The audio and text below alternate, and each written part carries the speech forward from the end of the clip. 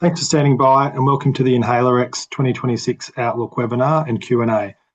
All participants are in a listen-only mode. There'll be a presentation provided by the team, after which we will take questions from those submitted via email and live during the session. So if you have a question you'd like to submit, please do so using the Q&A function within Zoom.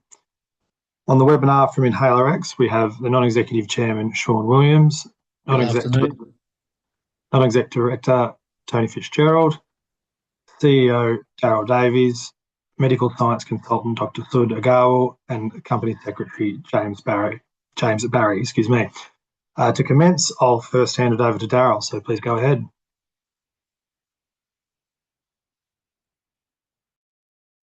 Thank you. Thanks, Matt. Let me just share my screen and then I'll get into it. Okay. All right. Just confirming you can see my screen? Yep. Okay, fantastic. Good afternoon, and thank you for taking time out of your day to join us for this 2026 Outlook webinar. So the first update I'm going to cover today relates to the rebrand. The catalyst for this change was accommodating a new asset that is oral. Therefore, as a company, we're no longer exclusively focusing on the development of inhaled drugs. All documentation has been submitted to the ASX, and we're expecting to make the formal change within the coming business days. In fact, we were just notified that that is more than likely going to be Tuesday of next week. We've prepared all of the digital assets, the website is ready, and everything is all lined up to launch into the rebrand to Nexalis Therapeutics. We're all really excited by the new asset and the name change, actually. I think as a company, it provides us with the opportunity for a reclassification in the market. So just to give an overview here, we have 3 candidates on our pipeline, all at different stages, and all designed to address unmet clinical needs within pain management and mental health therapies. So IRX 211 is our inhaled pain candidate. This is a phase 2 ethics approved trial, which has the lead clinical site already activated. So the staff have been trained for that one, and that's really ready to commence the phase 2. 616A is our flagship inhaled mental health candidate targeting panic disorder. Now, this one is also HREC approved, but that is to conduct the phase 1 at CMAX, a clinical trial site in Adelaide. In fact, the site initiation occurred for that just earlier today, and so we're very much in a good position to get going with the phase 1 there. The new asset, which triggered the rebrand, is referred to as SRX25. Now, this is our second mental health candidate targeting treatment-resistant depression, and that one is really in the planning stage to initiate the phase 1. So across all 3 of the candidates I mentioned, we have secured a financial commitment of over $50 million Aussie to accelerate these 3 candidates, these 3 assets, right? And I just want to sort of reinforce that that is a very unique position. In fact, we're the only company on the ASX that is a clinical stage drug development company that has all of their clinical programs fully funded. So, you know, that is something we feel very excited about moving forward. So just to touch on our patent attorney, now we've received a couple of questions, so I'll answer that one in more depth during the Q&A. But we have engaged one of the best patent attorneys in the industry, and we've been guided throughout this process to secure the very best possible positioning with each of the assets. So I'm really only going to touch on SRX25 briefly because my colleague, Dr. Sud Agarwal, is doing a presentation on this just after my one. So I want to sort of be respectful of everyone's time and ensure there's no duplication there. But in summary, it's a fully funded program under the existing financial facility that we have. It's funded up to $12.6 million. All medical writing has been drafted, so the synopsis, the protocol, and the investigator's brochure, these are documents that take quite some time to put together. So that's been the work of the last few months. And the patent attorney is currently scoping the competitor landscape for us.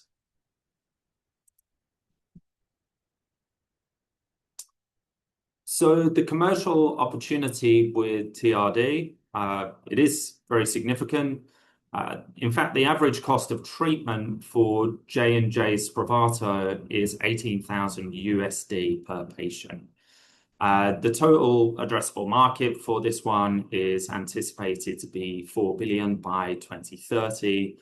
And there's already demonstrated significant demand for Spravato.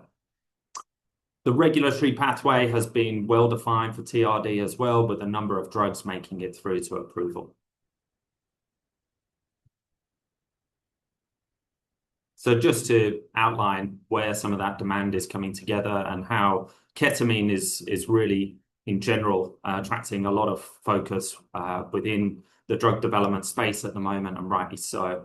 Spravato remains one of J&J's most successful drugs.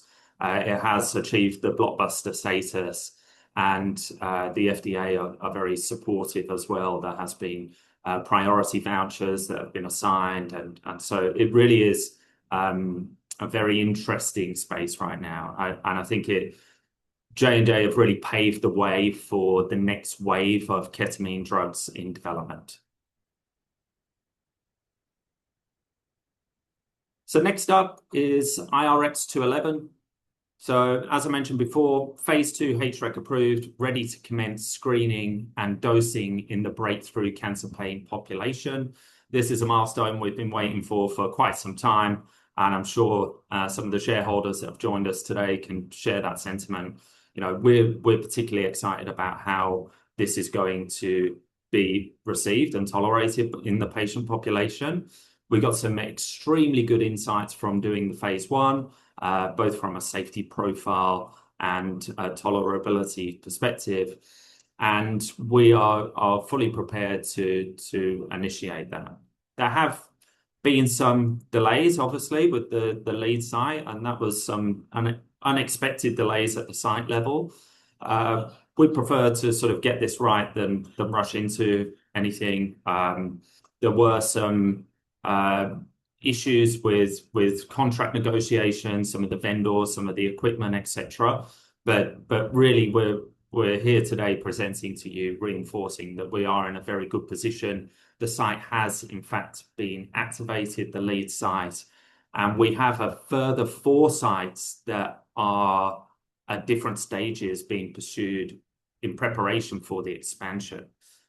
So the plan sort of remains that we will likely start screening and dosing through the lead site initially. And once internally we feel that we have hit something of an efficacy signal, we can see from the de-identified data that this is working well within the patient population, well, then we're set to expand, and we can expand almost straight away into the 4 sites that have been identified in Australia. In addition to Australia, we've also been prospecting internationally. There are some challenges associated with moving dronabinol internationally into some markets that are less familiar, but nonetheless, we have started that process, and we're preparing for really accelerating recruitment wherever possible. So a PCT patent has been lodged for breakthrough cancer pain as well. I've noted the number in there, and these slides have been released to the market if anybody would like to look that one up. So just to touch on the last point there, I mean, the plan all along has been to target the FDA. Should we achieve the approval with the FDA, then there is and understanding the process is going to be streamlined for registration, both with the TGA and the EMA.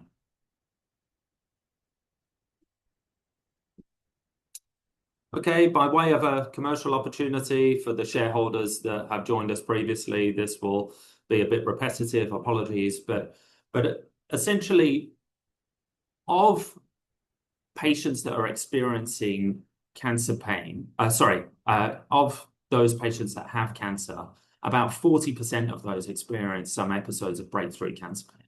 So this is a significant market that we're targeting here. And as you can see, predicted to be 11 billion by 2028.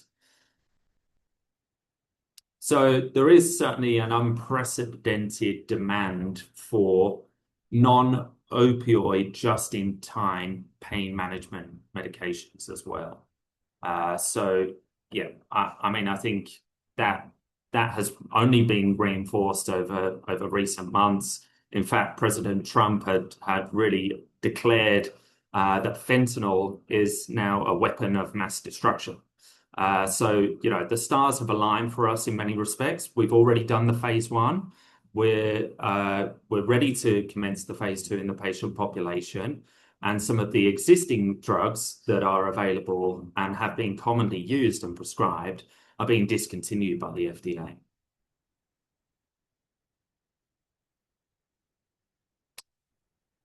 So just to talk about timelines here and sort of run through some of this. I mean, I think I'll start by just explaining that around 40% of any clinical trial, the work is very much front-loaded. The work happens at the start. It happens before a patient is even dosed.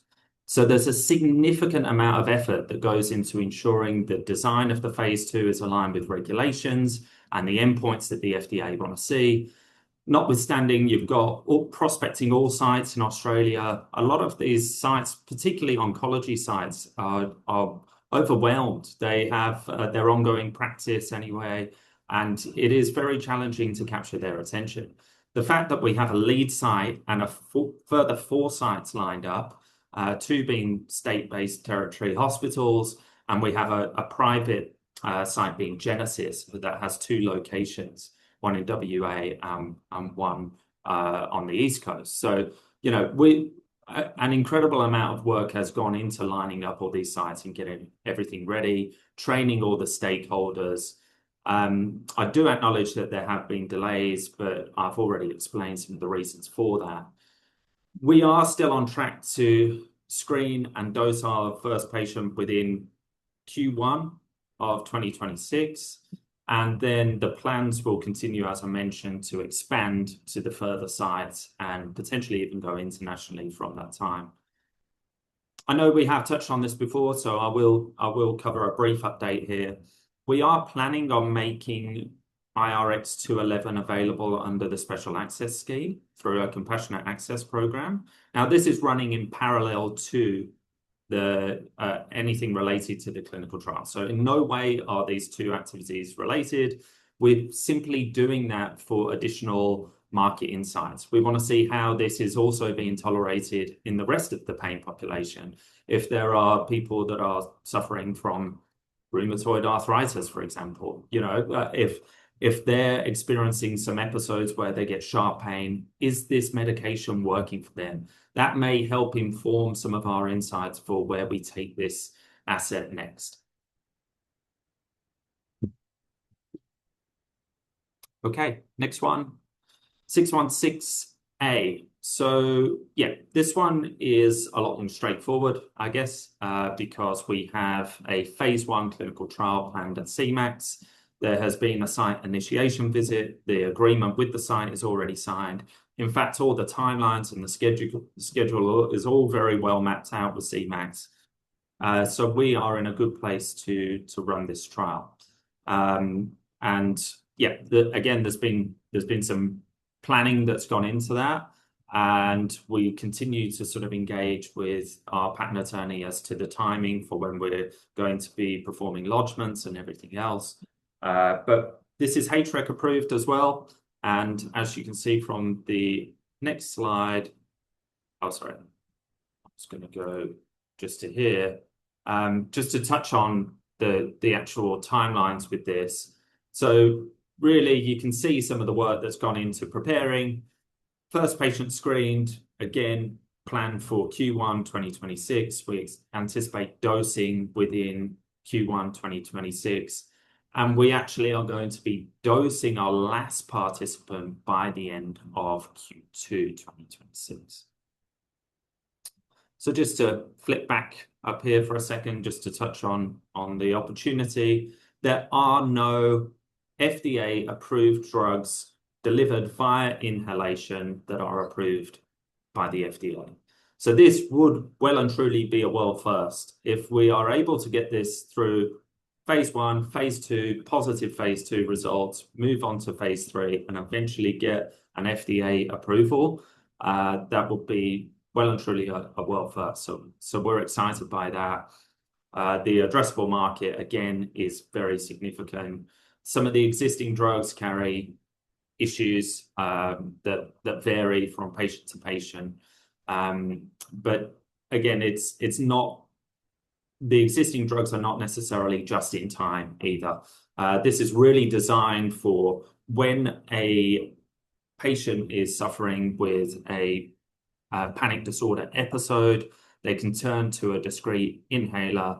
They can take a dose of cannabidiol and take the edge off their symptoms. So, you know, that's something that we're excited about as a team.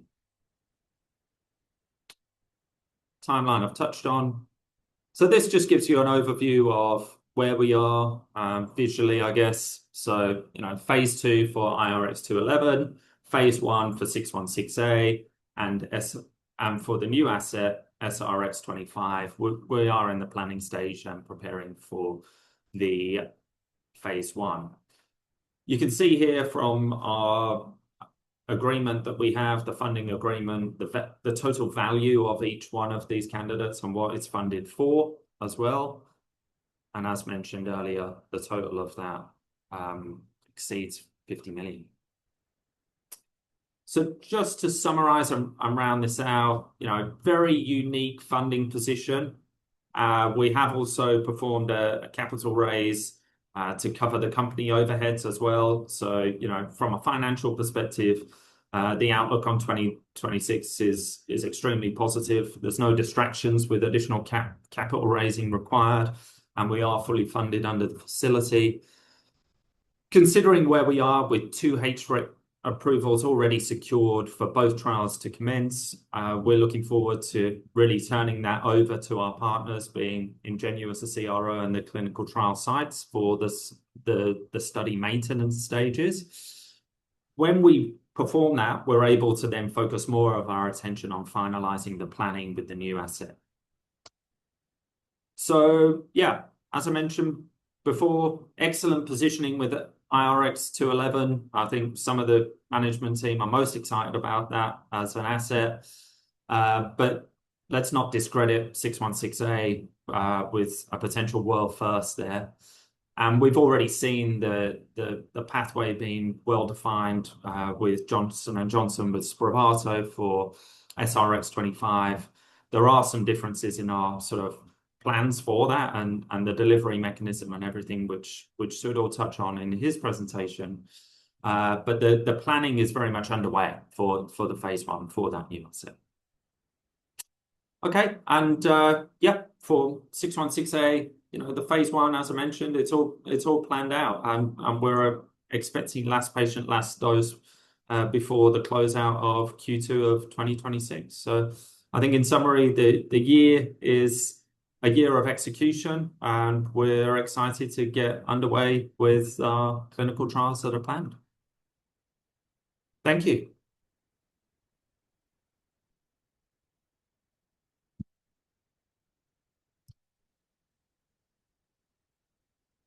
I think that's over to you now, Sud, for your presentation, please.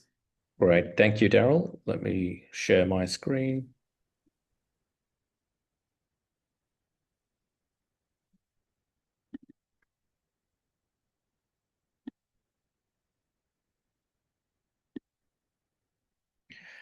Good afternoon, everybody, and thank you for attending the InhaleRx meeting.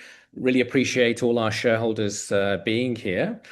For those who don't know me, my name is Sud, and I'm a medical advisor to InhaleRx, and so have been asked to speak about really the clinical perspectives of the different clinical indications that IRX is targeting.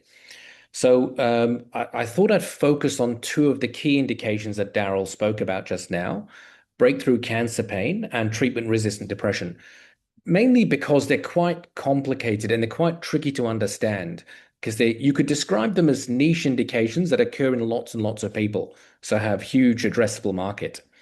So with that in mind, let me jump to the first indication, which is the breakthrough cancer pain. Now, it's a strange thing because many people would say, look, I've never met anybody with breakthrough cancer pain. It's something I'm unfamiliar with. And the irony is that there's millions of people around the world who've got it. So let's just start with defining what it is. So the ICD and the medical profession would traditionally define breakthrough cancer pain as a transient exacerbation of severe pain occurring despite otherwise controlled baseline cancer pain. So it implies two things. Well, obviously implies you've got cancer. Number two, you've got background pain, which almost everybody who's got a form of malignancy will have. The other thing is, in spite of the treatment of that pain, you're still getting these transient episodic exacerbations. And that's what the critical disease here. And this is why it's so, I guess, it's such a punishing disease for the sufferer, because in spite of all your opioid therapy and all the other analgesic remedies that you're taking, you're still getting these breakthrough episodes. And the key characteristics of it are that it's often very rapid onset. You get minimal warning. So you could be doing anything, and there's no real known trigger. Typically, they're very short in duration. So half an hour to an hour is their sort of typical duration. Now, the other thing is that they're painfully intense. People often describe them as 7 out of 10 or above, and typically they're either 9 or 10. That's from the ones that I've seen in the medical profession, they're generally 9 or 10. So they're usually severely disabling. And the other thing is that they occur daily or multiple times daily. So if somebody has breakthrough cancer pain, you could say it would immediately eliminate them from the working population. It would immediately eliminate them from being able to do normal activities of daily living and would be considered, it would be the thing that they thought about at night the most in their life. It would take over all their thoughts and preoccupy them as how do I solve this problem? Okay. Now, just want to clarify so that everybody's on the same page here. It's distinctly different from end of dose failure. So people who are on long-term standard endone therapy or standard oral morphine mixture therapy, they will eventually become tolerant to that. And they will need higher and higher and progressively higher doses. This is not breakthrough cancer pain. Breakthrough cancer pain is in spite of my chronic opioid therapy, I'm getting these acute spikes and severe pain, which is disabling me. That is breakthrough cancer pain. It is, as I said, a highly troubling, highly severe and life-altering condition. And in addition to that, it's quite different from this poorly controlled background pain. So it's not something that you can go and visit a GP or even a pain doctor and say, let me get some endone or let me get some a fentanyl patch. This will not solve it. These episodes will occur in spite of best stable opioid therapy. Okay. So hopefully I've conveyed the magnitude and the gravity of this disease, and I'll just jump on to the epidemiology of the disease. So how frequent is it? So we used to have very good records from the United States NIH, National Institute of Health records, because we assumed that everybody who had this disease would be given a prescription for the disease, because up until around October last year, there were still remnants of prescriptions for this disease. Unfortunately, since then, all drugs that were targeting breakthrough cancer pain have been withdrawn from US formularies in hospitals. So there's not much record now of how many people are getting diagnosed with this. But when we did have records, it was around 2 million new cancer cases diagnosed annually in the US, of which around half of them would develop breakthrough cancer pain. So about 1 million new patients developing breakthrough cancer pain a year. And of that, over a third, sometimes even closer to 50%, would experience what's called moderate to severe. So not mild to moderate, not moderate, but moderate to severe. So these are the people at the 7, 8, 9, 10 out of 10 pain score. So, the best estimate of the population in the US today, and this is really from extrapolated records from a couple of years ago when the fentanyl drugs were being used, is somewhere between 300 and 600,000 new patients annually being started on this therapy. So I'll just repeat one of the sentences that I said during that little part there, that there were previously approved drugs which had a label indication of breakthrough cancer pain. They have all been withdrawn from the commercial market in the United States today. So as we stand today, there is not one registered therapeutic actively marketing a breakthrough cancer pain label. Okay, I'm just going to add on to that these are figures from a couple of years ago. Bear in mind that we have an aging population, that generally globally cancer survival has improved. So people with chronic cancerous conditions would be living more years than they would have previously.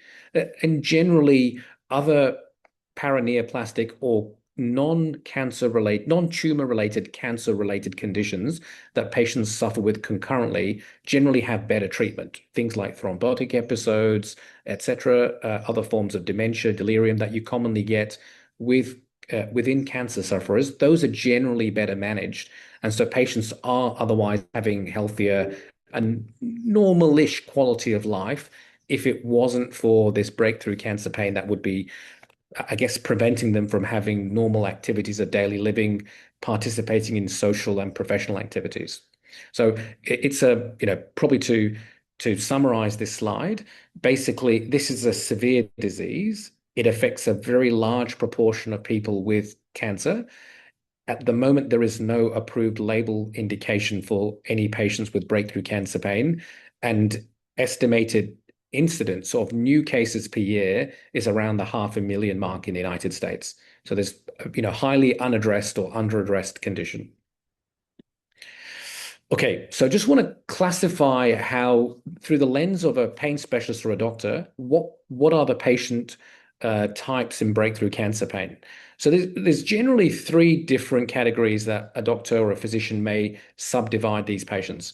There's people who have a clear trigger. This is an incident triggered breakthrough cancer episode. It may be movement, it may be brushing their teeth. It's some definable trigger that causes them downstream to have a highly severe pain episode.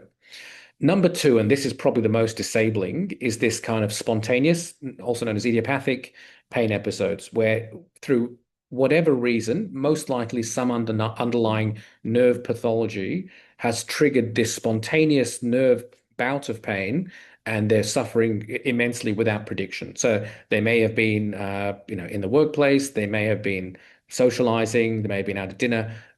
All of a sudden, they need to return home because they've got disabling pain, take their opioid therapy, and lie in bed. And then the third group is typically related to certain, let's call them very benign activities of daily living, getting changed, very benign, mild physio, transferring out of a bed to a chair, could be very basic physical activities causing it. Now, the things that they have in common, even though they've got 3 different subgroups, are they are rapid onset, and they are very rapid in onset and need relief to match that. Okay. Generally, the duration of these episodes is short, so the pain relief needs to match that as well. The other thing is, because many patients with chronic cancer still are living otherwise healthy lives and still working, socializing, driving, living otherwise functional lives, the drug should be minimally sedating so it preserves normal function. And the reason I mentioned all those 4 items in particular is because up until last year, the vast majority of patients that had a breakthrough cancer pain diagnosis were being put on some form of fentanyl derivative. That was typically either a fentanyl patch, which was the most commonly used in Australia. In the United States, it tended to be what's called a TIRF, a TIRF, transmucosal immediate release fentanyl. And those were the treatment choices that were ideal for breakthrough cancer pain because they came on immediately. You took a TIRF in your gums, within 2 to 3 minutes, you would have some form of pain relief commencing. The duration was typically half an hour to an hour. It matched how bad your pain episode was, and onset and offset would approximate the pain episode. Fentanyl was not overly sedating in the same way that morphine or pethidine would be, but it still had a degree of sedation. So you wouldn't be able to drive or operate machinery. You wouldn't be able to make critical decisions, but it was the best that could be managed over time. But one of the key things about fentanyl was you had relative functional preservation. You could make relatively coherent decisions, and you could converse coherently even though you had fentanyl on board, and you knew that it would wash out within half an hour to an hour, so you could then continue normal living. So it wasn't like devastating if you had to go out to dinner and you had one of these episodes, because you knew you had a relief in your pocket that you could administer and treat. Now, as Darryl mentioned, fentanyl doesn't have the same level of gravitas that it once had. So it was, up until recently, the only FDA-approved class of drugs. These are these TERFs, transmucosal immediate release fentanyls, that were approved in the United States by the US FDA. And these were pretty much widely used. There was millions of patients in the United States taking these. Around this is around late 23, it was discovered that a huge number of these were circulating and getting diverted into the illicit population, and they were being used for party drugs, addictive behavior, but certainly non-clinical or non-medical use. And so the FDA imposed what's known as a REMS program, which is a risk mitigation strategy, to try and prevent these circulating into non-cancer sufferers' hands. The challenge was that imposed such barriers on doctors getting a prescription, where they had to ring a specific number, fill out a form, get a certificate, and issue that on a per patient basis. It became too much hassle, and the script numbers dwindled from the millions to the teens to eventually zero. And then now all the companies marketing these drugs withdrew from the US market by the end of last year. So at the moment, there is not one commercially marketed TERF in the United States. So this is essentially a fully unmet need, even though if you looked in the Orange Book of the FDA, there would be drugs actually which have an indication of breakthrough cancer pain, but just none of them are marketed because of the FDA restrictions. Okay.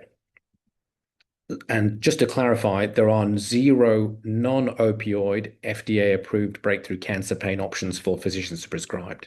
That does not exist yet. Okay. So I guess the limitations of TERF all emerged. There was basically this REMS, this risk mitigation strategy about the risk of diversion into the non-patient population. There was prescriber hesitancy. Physicians became very concerned that they were going to get raided by the FDA, or they're going to be referred to the medical council because they're prescribing the wrong form of drugs. And there became quite severe peer stigma. Oh, he's a fentanyl prescribing doctor. And also, patients who wanted fentanyl would sort of make a beeline for those doctors that were still prescribers. And it reached a point where anesthesiologists and pain specialists just put it in the too hard basket to prescribe because they were scared of peer scrutiny and medical council scrutiny. In addition to that, there was always a couple of cases every year where patients did have, one or two patients, especially the more vulnerable, you could say more late stage cancer patients, had severe sedation or respiratory depression. And I wouldn't say it's 0, but there's not an insignificant number of deaths that have occurred because of overzealous administration of transmucosal fentanyl. So, I mean, that is now you could say a feature of the past, as there would be very few doctors in the United States that would be prescribing fentanyl today. So essentially, fentanyl still is the #1 cause of overdoses in the United States. It completely dominates it. So those days of heroin and street morphine and all those are gone. Fentanyl is the #1 cause of overdose stats in the United States today. And as Darryl mentioned, the United States declared, and President Trump specifically declared, fentanyl a weapon of mass destruction. So I thought I'd actually put this on screen just so you can have a see what he did. It was a formal executive order from the President of the United States, and he designated fentanyl as a weapon of mass destruction shortly before Christmas Day last year. it's essentially now you'd be a very brave doctor to prescribe it anywhere in the world. I mean, I don't know any of my peers who would be prescribing it today for that reason. I think it would be just too risky.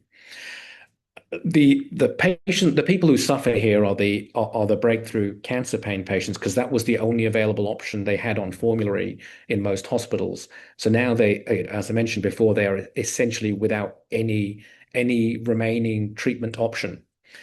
Now, there's probably hats off to the IRX team here. And the reason I mention that is, there's quite a futuristic lens that must have been applied here, because there's been more innovation in breakthrough cancer pain probably in the last 6 to 12 months than there had been in the previous decade. Up until recently, the lens of the pain researcher was very opioid centric. It was very risk constrained. It was essentially commercially stagnant. There was no real non-opioid options. People assumed that fentanyl had this market sewn up and that there was never going to be any need for innovation. All of a sudden fentanyl got, nobody knew that fentanyl was going to become the drug of abuse and take over from heroin. No one knew that amphetamine use would be replaced by fentanyl use. And I guess no one could have predicted in the last couple of months that President Trump would declare this as a weapon of mass destruction. I mean, that's a fairly significant labeling of a drug to essentially bring prescription numbers of fentanyl now to close to zero. And I would imagine that would trickle not just in the United States, but to global prescribing habits. So I think what we have now as this unmet need is we need something with a rapid onset comparable to a TERF. We need something that doesn't cause the respiratory depression risk and that small but noticeable mortality risk that we were getting from TERFs. And we need something primarily that doesn't have this diversion potential into the illicit supply, and ideally has a very simplified regulatory footprint that doesn't need a REMS approval and a REMS certificate for every patient, because there's a risk of doctor shopping and excessive prescribing. And I think probably the other thing is we need a drug that a physician would not feel uncomfortable prescribing. Something that a doctor feels they can prescribe without being labeled, he's just appeasing junkies. We don't want that drug. So a drug that has a very, very clean prescriber profile.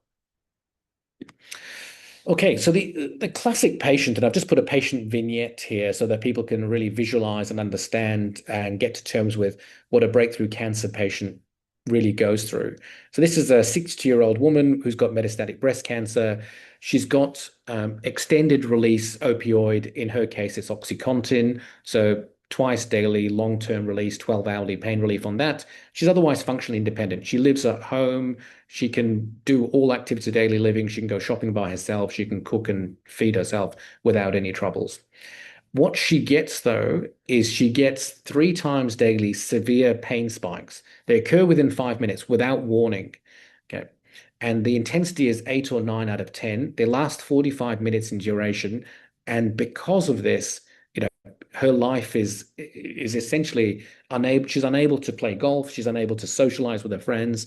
She can't do anything because in fear of having one of these episodes triggered. And in her case, her trigger is standing or walking from resting. And that trigger causes her to have this, essentially, I guess you could call it, life-altering severe pain. It also gives her the need for a caregiver, because now that every time she gets one of these unexpected episodes, she needs someone to be by her because she feels too fearful that this pain episode is really the end. And as a consequence of that, she's lost her independence, she's lost her mobility, she's lost all her social activity, she avoids mobilizing. So I think, that's to give everybody a sort of a real good visual of who our target patient market is. It's a very vulnerable population. It's a very challenged population, and it's one that has 0 solutions available commercially today. So just to say what the clinical challenge is, and, applauding the InhaleRx team for taking on this challenge. Rapid relief. It's typically in patients already on chronic opioid therapy who cannot tolerate excessive sedation. And because of their high dose opioids, they often are opioid tolerant. So if you are to try and treat this with further opioids, you need massive doses of very high potency opioids like fentanyl, or you need non-opioid therapy like cannabinoids, which can treat this. So hopefully that paints a very clear picture of breakthrough cancer pain. Moving towards what the FDA approval pathway looks like. So for the IRX 211 drug, this is a 505(b)(2), which people know is one where you're leveraging on somebody else's existing data population. In this case, the existing reference drugs that are being used, the listed drugs are Marinol, which is a synthetic THC-derived capsule that's already been FDA approved for close to 30 years now, for a couple of indications: chemotherapy-induced nausea and vomiting, and HIV-related anorexia. The population that we're targeting is this opioid-tolerant adult cancer patients. And the key endpoint, the one that we need to show a difference in to get a tick of approval from the FDA, is this pain intensity difference. Was the pain just before their breakthrough cancer pain episode happened? Was it improved at 30 minutes after they took their pain relief?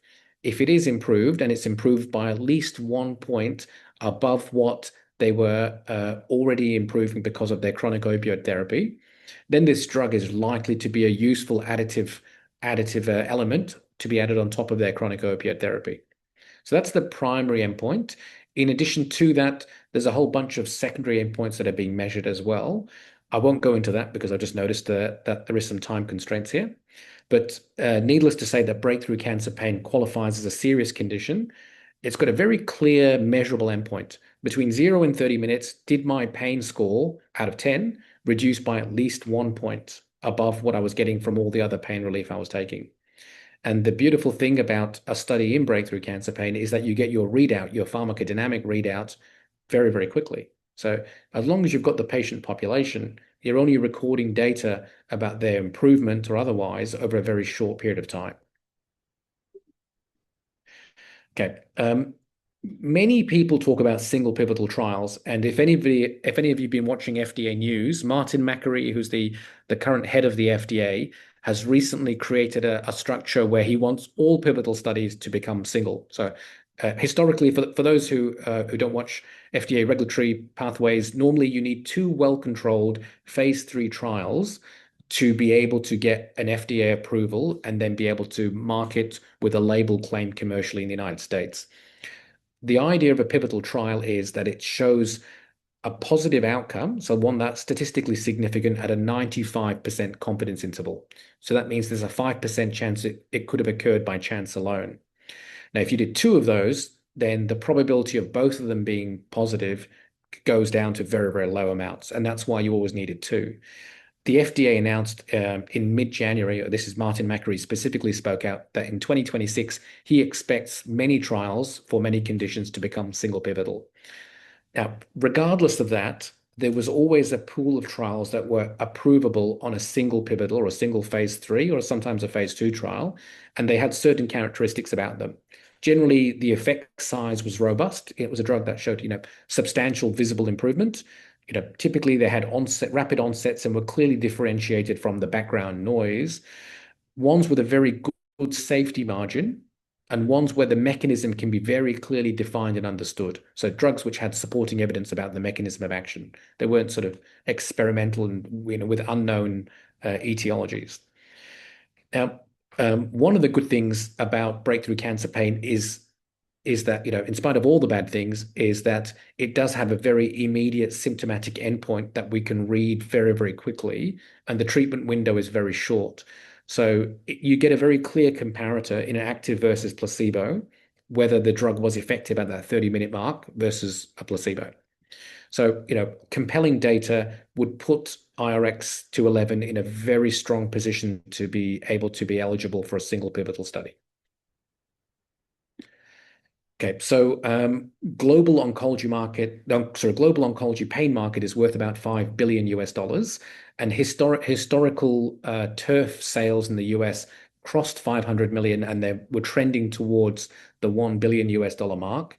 But unfortunately, they've all been withdrawn from the market now. So they're obviously down to zero at the moment. They're on zero breakthrough cancer pain prescriptions written.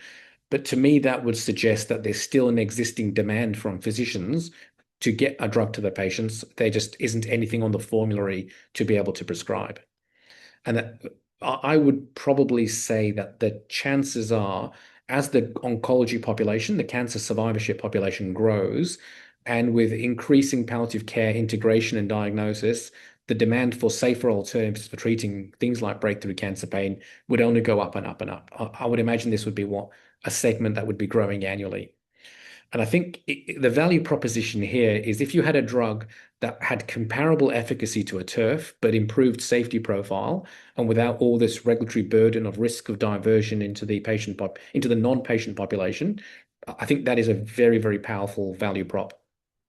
So that would be the goal here, to capture a meaningful share in an otherwise high value oncology segment, which has no approved drugs on market for that particular indication.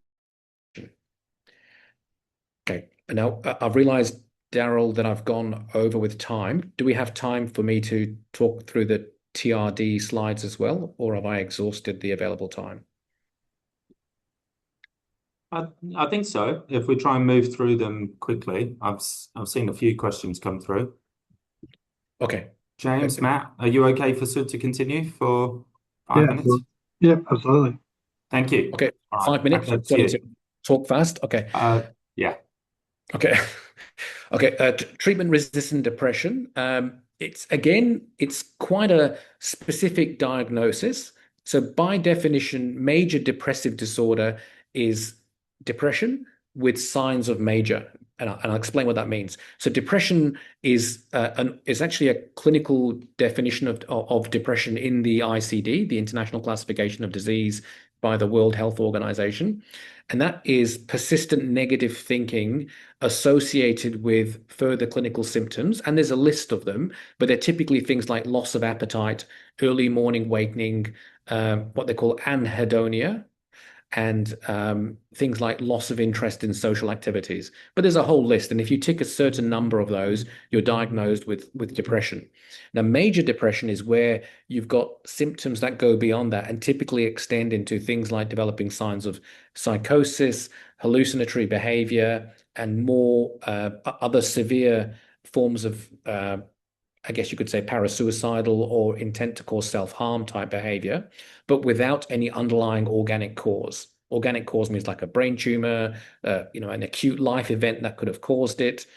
So if it's otherwise not explicable by one of those events, you may be having a major depressive disorder. Now, TRD, treatment-resistant depression, is a sub-branch of that. It means you've got a major depressive disorder and you've had two sequential 6-week episodes of an approved drug for the treatment of major depression, and both of them have sequentially or in combination failed. Okay, so it's a very, you could say it's a subgroup of a subgroup, but it is a massive population. So 21 million patients in the United States, these are adults, have major depressive disorder, of which 30% have gone through 2 sequential treatments, which in Australia would typically be an SSRI as a first line and maybe an atypical antidepressant or an antipsychotic or a tricyclic antidepressant as a second line. So they've cycled through 2 drugs, had 6 weeks of each, and maybe even have them both stacked now, and they're still unable to drop out of their major depressive disorder. And that's estimated in the United States to be 6 to 8 million TRD patients. So you could say this is a bottomless pool of patients who's suffering from that. So I think the population in the United States at the moment is about 300 million. So it's a very substantial percentage of the US population would have treatment-resistant depression. So as I said before, these are people who've got persistent depressive symptoms, anhedonia. Often they start getting this suicidal ideation risk, and often they start having cognitive slowing. But one of the key things is they often drop out of the working population, and their mortality from all other causes increases as well. That might be because of bad lifestyle decisions, bad eating choices, etc. but many other factors that would cause an increased burden on the healthcare system and on their own families and on themselves, and generally cause, let's call it, social worsening of their situation. So it's a disease that has many other diseases associated with it. Some would argue that it's the beginning of many other diseases that follow on after. So I know I've got this time pressure. So we've discussed what the sort of the general makeup of what TRD is. And the reason I've done that is because then you can understand how a clinical trial would be structured in order to get a TRD approval. So it's all principally based around a computed score called the MADRS score, or the Montgomery-Åsberg Depression Rating Scale.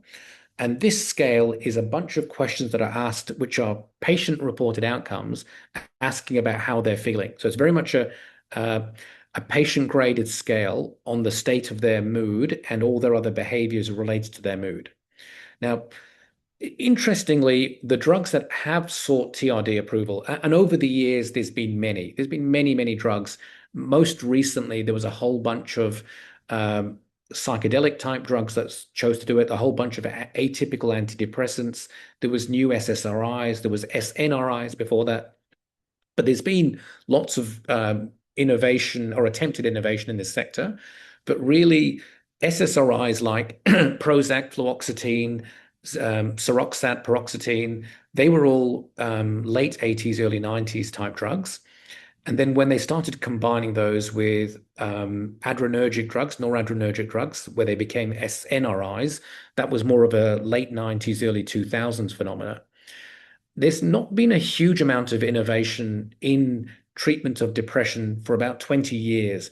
And then there was a whole flurry of psychedelics that were trying to target it, which many of you may have heard of Compass Pathways that have been attempting something in this area. And then there was other drugs that were more ketamine based that were trying to achieve this same approval. And then Spravato came along, which was through Janssen, which is a sub-branch of Johnson & Johnson. And they invented an S-ketamine drug, which is an intranasal applied drug. And that works on the principle that you need very few treatment episodes of it. But the few treatment episodes you get cause some form of action at NMDA receptors, where it can cause the brain to have one sudden high input of ketamine, and that is enough to cause, let's say, a change of electrical activity in the brain, which is enough to change their mood state. And often that mood state change is sustained. So it's quite an interesting area, and again, one that has a significant innovation gap. Now, Spravato is on I guess they've set a commercial benchmark. It came in as a 505(b)(2), so it had a slightly reduced market exclusivity compared to a 505(b)(1). It was approved in 2019, and by 2024, its 5 years had expired. But essentially, over that 5 years, it had very quickly scaled to over $1 billion in revenue per year, which is massive. So this would be considered a blockbuster drug, and especially as a 505(b)(2, it's a super blockbuster, because the amount they would have invested in the research to get this approved would be significantly reduced compared to a 505(b)(1). Now, the challenge with this drug is it has significant side effects. Somewhere, even in the label, it quotes up to 70% of people get these dissociative side effects. And for those who've not seen that word before, dissociation means you're dissociated from your current state. So many people complain of watching themselves from high up and seeing themselves as a puppet in a show or an actor on a theater stage. So they feel a sense of complete depersonalization or dissociation. Some people get quite profound sedation, and then many people get very high blood pressure and heart rate, which means that this drug can only be given in the doctor's clinic setting. It's not intended for home use at all. In addition to that, there was a 2-hour post-dose monitoring requirement. So there was this flurry of growth, maybe about 5 to 10 years ago, of these drive-through ketamine clinics that they had in the US, where you literally put your arm out, you got an IV put in, not for anything else, but just as rescue therapy if you needed it, and you got sprayed with ketamine up the nose, I guess not too dissimilar to a McDonald's drive-through, with the view that this would become a very, very high high throughput treatment modality. There was a REMS program, another risk mitigation strategy put in by the United States, and that fortunately does not happen anymore. It's now exclusively an in-clinic treatment. The challenge is it still needs patients to return to the clinic for each time. So the treatment pattern is twice in the first few weeks, then once a week, and then progressively moving to once fortnightly. And they need a sort of a prolonged period of treatment. So it is quite, I guess, invasive on a patient's life in terms of attending clinic. But what it did demonstrate, there was a high willingness to pay. There was a large unmet demand. I mean, there's clearly $1 billion being spent on this drug per annum. There's a lot of patients who need this drug, and it does demonstrate significant commercial viability. Okay. Now, whilst there is one drug satisfying the treatment for the FDA in terms of licensing for TRD, I think the big innovation gap here is, can we achieve the same efficacy without the same dissociative side effects, monitoring burden, abuse liability, and these access limitations? Can you get a non-clinic based drug that doesn't have significant hypertension and dissociation risks, that doesn't require patients to stay in the clinic? And also, a lesser mentioned side effect of Spravato is the suicide or parasuicide risk. It is not it's not insignificant. So what the drug offers, what Spravato offers, and what we're hoping the InhaleRx drug will offer, is a rapid antidepressant effect. The ideal profile will be something that causes this significant MADRS reduction before you leave the room. So whilst you're at a doctor's clinic, the Montgomery-Åsberg Depression Rating Scale goes from major depression to cured before you leave the doctor's clinic. Significantly lower dissociation risk, hopefully lower cardiovascular impact. There's not the same blood pressure and heart rate risks, a much more simplified administration. Spraying up the nose is challenging because you don't know how much you're administering. It's challenging to get very controlled, repeatable, precise administration. So the commercial thesis that this is all based on, and really the viability of the IRX drug, is if the efficacy can match or even supersede esketamine, but the safety tolerability profile improves, then it's not unreasonable to achieve a similar commercial outcome. So this is a very, very realistic commercial scenario. So just quickly summarizing, because I think I've gone way over time, is TRD and breakthrough cancer pain, really share a few common traits. They're both addressing, I would call, severe human burden with significant unmet needs, even though there are technically label-approved drugs for both. Those label-approved drugs, in the case of breakthrough cancer pain, are withdrawn, so not available commercially, so it's of no use. And in the case of TRD, Spravato, whilst it's on label and it's available, it has so many restrictions and impositions because of it, would not be applicable to all patients who've got this disease. Both of them have very rapid onset, and I think that's a clear sort of value proposition and research area focus for InhaleRx. They have very clear regulatory endpoints, and again, selected for that reason, that they've got very definable FDA endpoints where you can black and white prima facie say that you've achieved the endpoint, and they've got significant commercial viability. I think we've seen that $500 million per annum for breakthrough cancer pain, what was occurring historically before drugs were withdrawn, and they were edging towards $1 billion US. And we know that Spravato is already making $1 billion US in the current market in spite of its pharmaceutical limitations. So I think innovation in these spaces is both clinically meaningful and strategically and financially, commercially very compelling. Thank you, everybody. I'll wrap up there. Thanks, Sud, and thanks to you as well, Darryl. We'll just move on to some questions quickly. Again, these have been sent through via email, and I'll just jump straight into them in the interest of time. Firstly, from the perspective, and this is combining a couple of questions that have come through separately, but from the perspective of marketing the company to investors, what specifically is expected to change with the Nexalis rebranding, and what plans does the team have to promote it?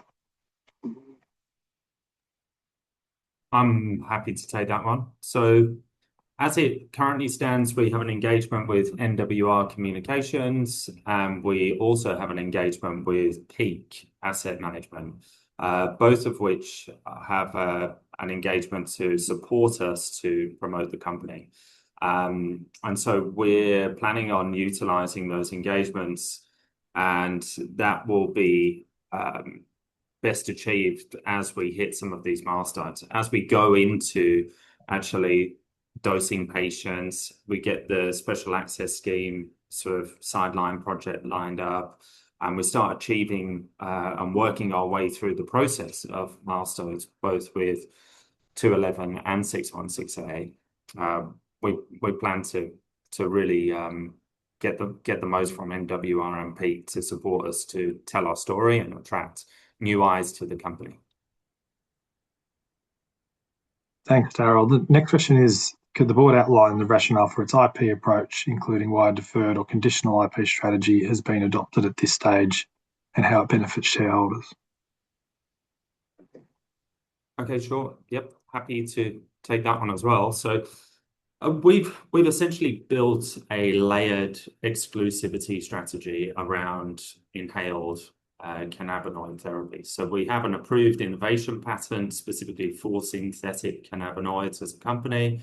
And then we have an international method of use and device patents that have been lodged as well. So if we look at the approach that was deployed with IRX 211, because that's the one that's most, I guess, advanced here, we've taken that approach, and it's reinforced by the Hatch-Waxman projections, which triggers a 30-month stay on compelling approvals if patents are challenged at any point, right? So with IRX 211, we had a provisional patent that was lodged, and that was filed on the 21st of December 2023. And as in accordance with the guidance that we received from our patent attorney, we didn't actually file for the PCT patent until the day before that expired. So we filed for that on the 20th of December 2024. So really, we're intending on taking the same approach and strategy that we used with 211 and applying it to 616A. And that really sort of looks at getting the provisional patent in place, which will be followed by the PCT patent that will be lodged. And notwithstanding all of that, any FDA-approved drug has a window of exclusivity with the FDA as well. So, that's what I mean when I'll refer to the sort of layered exclusivity strategy. And just to reinforce, we are working with patent attorneys. We're in constant communication and dialogue with them, and we're guided by their expertise and recommendations. Thanks, Darryl. And along the same lines, with SRX 25, when does the company expect to file for IP protection for this one, and what factors will determine the timing of such filings? Yeah, good question. I mean, this is still at the competitor sort of landscape phase or scoping phase, if you will. So in terms of timing, I'm not going to talk specifics, but I will just go over what I mentioned before. The intention here is to get patients dosed in 211 and get the phase 1 underway for 616A. Once we've achieved both of those objectives, we'll be able to finalize the planning of SRX 25. And part of that finalized planning will involve revisiting the patent strategy there, and most likely sort of lodging a freedom to operate, or again, we'll just take counsel through our patent attorney on the best approach. Thank you. I know this was addressed at the start, but I'm pretty sure a couple of people joined late when you mentioned it. So just again, can you remind people on when the rebranding will officially occur and the change in ticker? Yep, sure. So we have an announcement that's drafted to go out actually today, most likely, following this webinar. The formal transition, we've now heard back from the ASX, and the formal sort of change is going to occur on Tuesday. We've got all the digital assets ready, website, all the collaterals, everything that we need. So yeah, we're very excited for the change, and I think it gives us a great opportunity as a company to really sort of communicate to the market that that we're focused on now not just inhaled therapies, and as a result we should attract a reclassification. I think it's justified. So the timing is very good, but with us tipping into the execution phase of 211 and 6168 as well. Thank you. The next question was, is the board still being paid in shares in lieu of wages? And are the shares in lieu of wages notifications for the period ending 31 December 2025? When are those announcements expected? Sean, do you want me to take that one? I'm happy to if you like. So, yeah, thanks, James. Yeah, thanks, Sean. Yeah, and thanks for the question. So it actually, in keeping with Darryl's response on the previous question, been very conscious of, getting to the stage where we are now, both from clinical trials perspective, but also name change, etc. And so that is imminent. We're very conscious of, again, getting to a stage where we were able to announce name change, etc., and hold today's meeting. But that has been drafted and is expected to be lodged on ASX before the end of this week, I would have thought, if not early next week. One last thing, just in terms of the question about the name change, etc. So a final version in the new branding or livery of the ASX announcement, formalising that, stating next Tuesday is when it will cut over. That is actually currently just with final board approval before lodgement, and that's again expected probably in the next sort of 1 hour or so after today's meeting. Thanks. Just to add to that answer, James, the answer to the question about shares is as a basis of remuneration.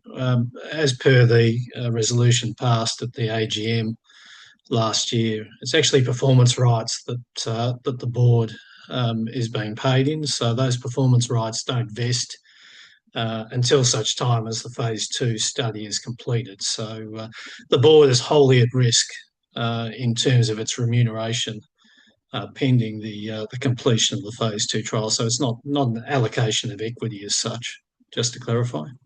Yeah, and that is how the board are being remunerated. There's no cash remuneration for the board. Yeah, thanks. Thank you. And then back to the clinical side of things, a question that's come through is, has there been any of these drugs provided under the special access scheme yet? Is the company building any evidence, and will it make this public via patient or doctor testimonials? Okay, so 2 parts to that question. No, they're not available through SAS yet. The manufacturing has already been completed with an overrun and the intentions of putting out both IRX 211 and IRX 6168 through the special access scheme and or authorised prescriber. The second part of that question relates to testimonials. Now, in an ideal world, yes, we would love to capture testimonials both from physicians and patients and be able to sort of celebrate this and scream from the rooftops. The reality is we have to tread quite carefully. These remain unapproved medications. And so if we are securing any testimonials or anything through physicians that have prescribed these medications, it would really only be used as a means to point back to the clinical trials rather than promoting any unapproved medications. So just to differentiate them. Yeah, with that, it's been a long session, Darryl. I'll just throw it back to you if you want to provide a closing comment. Closing comment for the Q&A? Yep, just to wrap up the webinar. Yeah, sure. So I'd just like to thank all of the loyal shareholders that have been with us, for a very long time. I do appreciate there has been a sort of shortfall in the amount of significant announcements that we could come to the market with. 2026 remains a very good year for us. I think we're going to sort of reap the benefits of that meticulous planning that we've done in previous years. And yeah, for the new shareholders that have joined us, welcome. And I really hope that you continue to enjoy the journey as we transition over to Nexalis Therapeutics on Tuesday. Thanks, Darryl, and thanks to the board and everyone for joining.